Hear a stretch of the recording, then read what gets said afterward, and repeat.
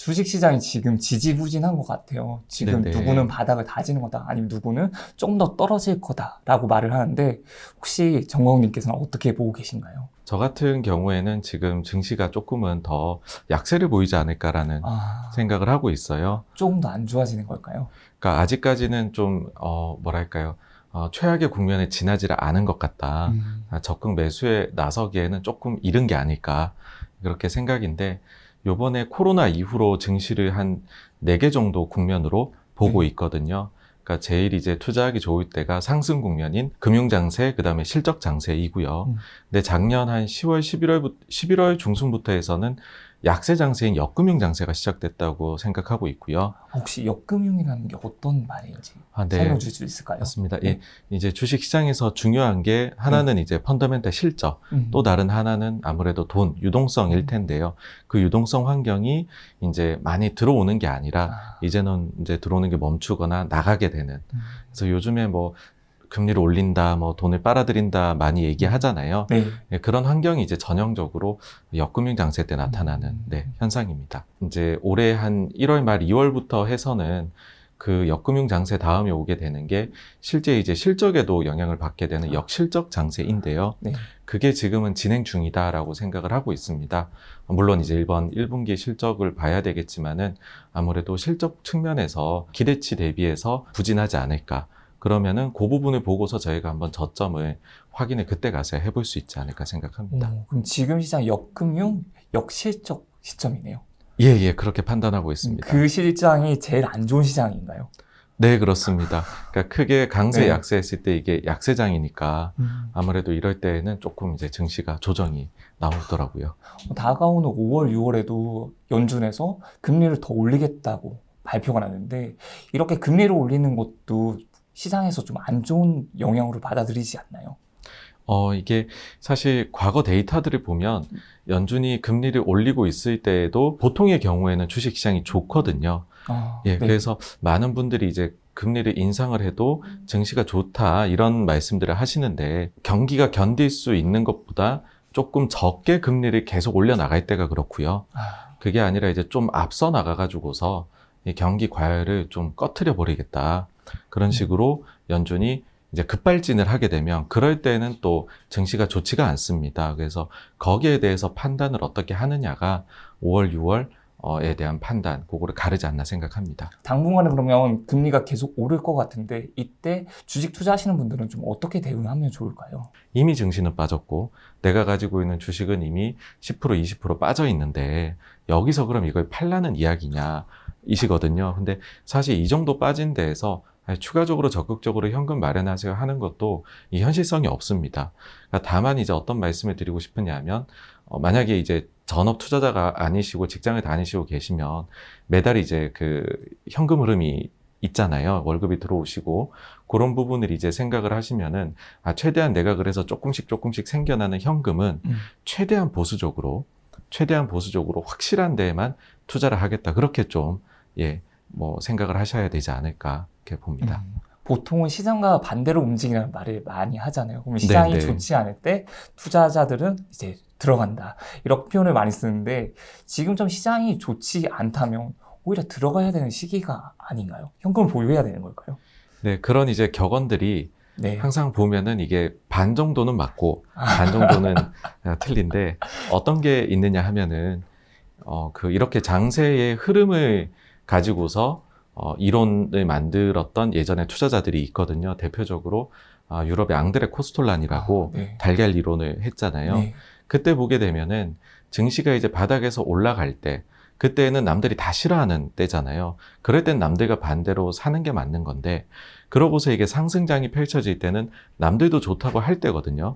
근데 이때는 남들에게 거스르지 말고 남들하고 같이 가고 그러니까는 어떤 이야기냐 하면은 떨어지고 있을 때에 혹은 오르는 중에는 남들하고 사실은 같은 생각을 하는 게 좋은 것 같아요. 그러니까 아예 그 이제 심리가 가령 공포가 극단적이어서 바닥일 때 이때는 남들하고 반대로 가서 사는 게 맞고 혹은 남들이 너무 과도한 수익을 누리고 있을 때 그럴 때는 남들과 반대로 파는 게 맞는 그럴 때 남들과 반대고요. 나머지 50%의 경우에는 또 남들하고 같이 가야 됩니다. 그러니까 사실 이게 그래서 주식이 어려운 것 같아요. 그때그때 좀 어렵네요. 다르니까는요. 거의 극과 극지점이네요. 그러니까 예를 들어 예, 예. 진짜 아무도 주식을 사지 않으려고 할 때, 그때는 잡아야 될 때, 공포가 휩싸일 때, 또는 누구는 정말 좋은 시장에서 누구나 다 매수를 하고 가격이 많이 올랐을 때, 이때는 팔아야 되는 시점이 되겠네요. 네, 네, 맞습니다. 음. 네. 주식 격언 중에서 무릎에 사서 어깨에서 팔라는 격언이 있어. 근데 이게 네. 진짜 너무 힘든 것 같아요. 혹시 맞습니다. 이 무릎이랑 어깨를 알아보는 방법이 있을까요? 좀 다양한 방법으로 밸류에이션을 해보시기를 추천을 드려요. 그러니까는 밸류에이션 방법이 뭐 많이들 하시는 거는 상대평가, 뭐 PR이나 PBR을 하시는데 그것만 가지고는 부족한 경우들이 많은 것 같아요. 거기에 더해가지고서 뭐 절대평가법인 DCF나 RIM 같은 것도 좀 해보시고 어려운 영어네요. 좀 설명을 조금 해주실 수 있을까요? 네. 그 미래 현금 흐름 할인법인데요. 네. 미래에 어느 정도 이 회사가 현금 흐름이 발생할까, 그걸 이제 현재 가치로 해서 비교를 하는 방법이거든요. 그러니까 아마 재무 관리나 이런 거를 하시면은 좀 이게 공부가 되실 텐데, 다양한 방법으로 해서 요렇게 보고 저렇게 봐도 싸다라고 하면은 그런 경우에는 진짜 좀 저렴한 경우들이 많더라고요. 뭐 앞서도 말씀드렸지만 어디가 바닥이고 이런 것들은 나중에 지나놓고 나서 아는 부분이어서 제가 사실 이거를 뭐 자신 있게 말씀드릴 수 있는 부분은 아닌 것 같습니다. 혹시 실제로도 주식 거래를 많이 하시잖아요. 네네. 정말 내가 잘 사고 잘 팔았던 적이 있으신가요?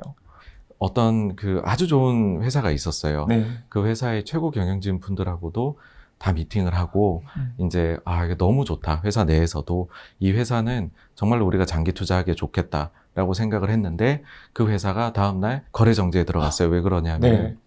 공장이 이제 화재로 전소가 돼가지고 그래서 만약에 근데 저희는 사기 전이잖아요. 네. 근데 만약 저희가 가지고 있었다면 그러고 거래 정지가 1년 이상 갔었거든요. 네. 그래서 저는 주식을 저희가 분석의 영역으로 뭐 이제 70% 80%까지도 저희가 맞출 수 있는 영역이 있다고도 생각을 하지만 그 나머지는 운도 많이 작용한다고 생각을 합니다. 그럼 투자를 할 때 어떤 마음 가지고 좀 투자를 해야 될까요? 좀 많이 내려놓고서 만약에 오늘 주식이 오르면은 이게 내리려고 오늘 오르나 보다. 와. 빠질 때는 내일 오르려고 빠지나? 약간 그리고 주식이 저희가 상한가가 30%가 돼 있으니까 언제든지 내가 산 주식이 그래 30% 빠질 수도 있지 라고. 그러니까 주식이란 자산 자체가 굉장히 위험 자산이고요, 변동성이 큰 그런 자산이다라는 거를 항상 생각을 하셔야 된다고 봅니다. 생각하는데 딱 나한테 닥치게 되면 이게 생각처럼 쉽게 안 되더라고요. 이걸 계속 빠지게 되면 추가 매수를 하려고 하는 사람도 있을 거고, 또 빠지게 되면 이거 손절해야 되나 말아야 되나 이 고민들도 많이 하는 것 같아요. 혹시 그런 손절이라든지 매도를 하는 그런 기준도 있을까요? 일단은 그거를 견딜 수 있는 것은 역시나 이제 빚내서 투자를 안 하셔야지 견딜 수 있다고 역시. 생각을 해요. 네, 맞습니다. 예.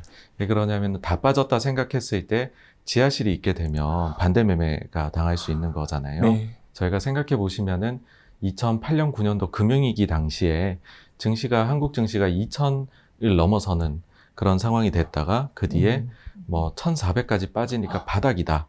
그래가지고 실제 반등을 또 했어요. 반등을 해가지고 갔었는데 그 뒤에는 어디까지 빠졌냐면 890까지 빠지거든요. 890이요? 네네.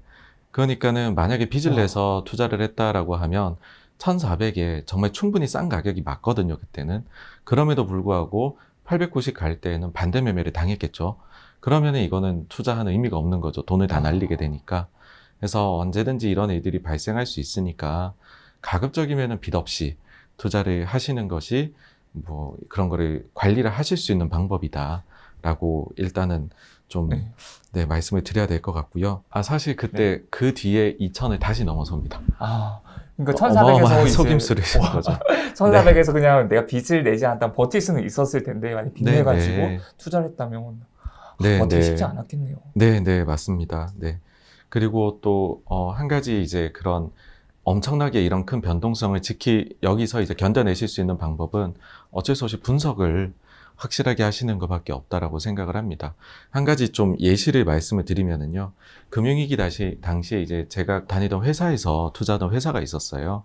그 회사에서 투자하던 회사의 주가가 금융위기 전에 4,000원이었거든요, 한 주당. 근데 이게 금융위기 때 400원까지 하락을 합니다. 이제 10분의 1이 된 거예요? 90%가 마이너스가 됐는데, 근데 지금은 이게 4만 원 중후반으로 올랐거든요. 100배가 오른 거네요, 다시. 네. 그래서 만약에 어떤 분이 개인 투자하시는 분께서 4,000원에 샀다. 그러면은 과연 400원에 견딜 수가 있었을까? 근데 이거는 분석을 정말 잘했다면, 확신이 있다면 괜찮았을 거란 생각이거든요. 마찬가지로 뭐 그런 것도 있습니다. 잘 아시는 기업 중에 어떤 회사는 그 금융위기 때 150억까지 시가총액이 떨어지거든요.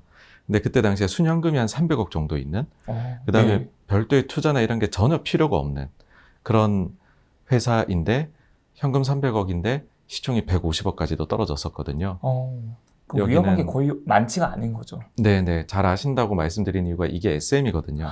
아, 근데 그 뒤에 이제 SM이 뭐 소녀시대나 이렇게 되면서 성공을 해서 뭐 지금은 뭐 시가총액 2조까지도 가는 그런 게 되었죠. 그래서 이 변동성이 굉장히 큽니다.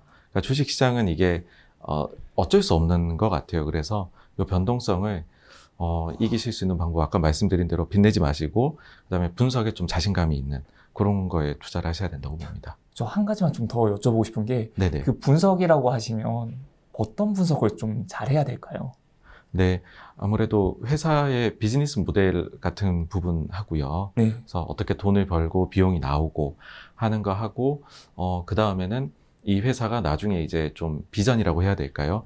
향후에 어떤 전략을 펼칠지에 대해 가지고서 이해를 좀 확실하게 하고 계시면은 좋지 않을까 생각합니다. 확실히 좀 기업이 가지는 그런 미래 가치, 어떤 식으로 성장하고 있는지, 또는 좀 자본이 좀 잘 운영되고 있는지, 이런 부분까지도 봐주셔야 되는 것 같아요. 그냥 남의 말만 듣고 투자를 하는 게 아니라 스스로 내가 어느 정도의 확신이 생길 때만까지는 좀 분석을 하는 게 맞지 않나 생각이 들어요. 그래서 흔히들 하는 말로 자기가 잘 아는 분야에 투자하라는 말씀들 하시거든요. 맞아, 그 이야기 진짜 많이 들었어요. 예. 그래서 이게 딱 그런 경우지 않나.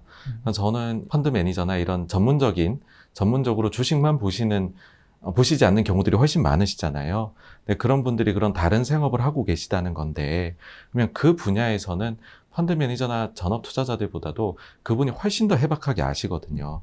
그래서 거기에서 연관되는 거를 찾아가지고서 투자하시는 것이 전 제일 좋다고 생각을 합니다.